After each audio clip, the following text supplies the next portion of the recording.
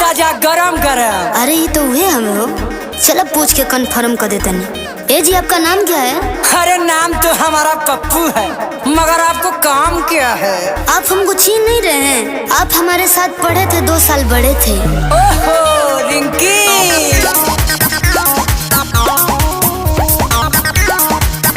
Music by Roshan Lal.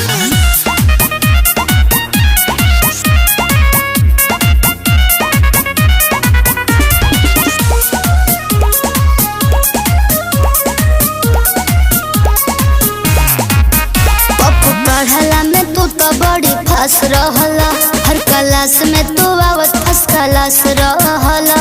अरे पुरानी कहानी तो